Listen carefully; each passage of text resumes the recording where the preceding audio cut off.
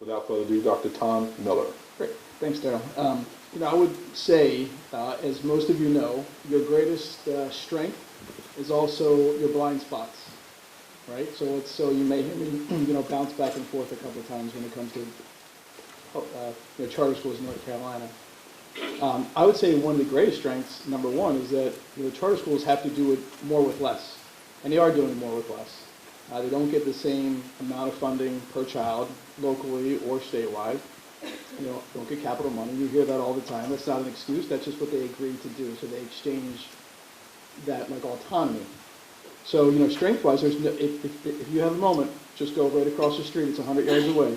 The Explorers Charter School right here. It's the #1 STEM public school in North Carolina. It's a charter school, and they have this amazing looping model, a code teaching model. 97 organizations have come to visit Explorers, not only from North Carolina, from across the globe, to see how they're getting things done. And they're doing it with less. They're in this tiny little building right there. And so it's ideas and strengths and opportunities like that that allow leadership to make great decisions, to put the people in the right positions to make those decisions, to get those partnerships with China and Germany. And we saw one just yesterday out at Fernleaf, which is in Henderson County, where if you talk about an opportunity, a landowner who just had land that was sitting there, and the city for years was trying to get him to do something with it. The charter school came around. He said, "I'm going to give it to them."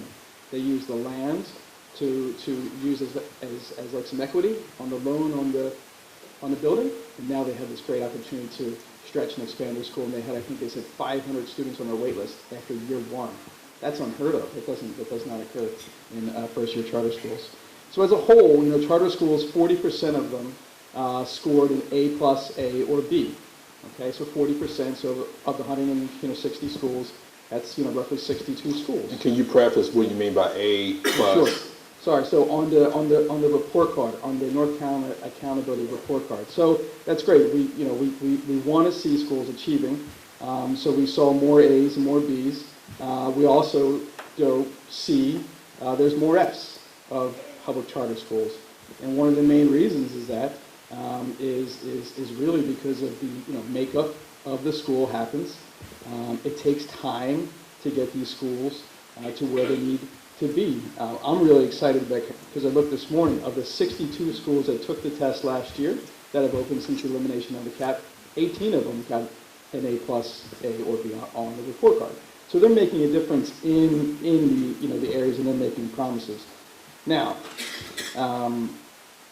with that, again, it takes a long time to get better, and it takes resources and all those other pieces. And usually the first resource that gets kicked out of your budget is professional development. So we see that as a great weakness and opportunity. Both.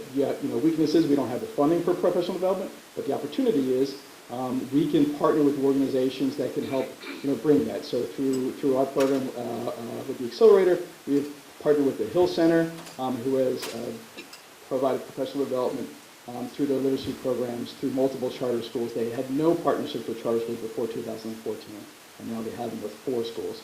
So that's a great weakness, but opportunity. Weakness is we don't have the funding for the professional development, but the opportunity is we can gain some of those partnerships. Another area of weakness for the state is just a lack of oversight. And when I say oversight, in the sense of what are charter schools actually responsible for? With 2,300 traditional public schools and only 167 charter schools, DPI and legislation rules are really written for those 2,300 schools, so there's a lack of clarity. And schools get themselves in a bad situation because they either don't know what they're supposed to be reporting on or don't have the bandwidth to actually, get that done. So that's one thing that's it's a threat to, charter schools across the state, because they just don't necessarily have that. I'm so sorry. Did you time yourself? Is that what you did? So anyway, I'll wrap up there. ESPN music you had on there? That was pretty good there. That was pretty good. I thought the sound was actually. All right.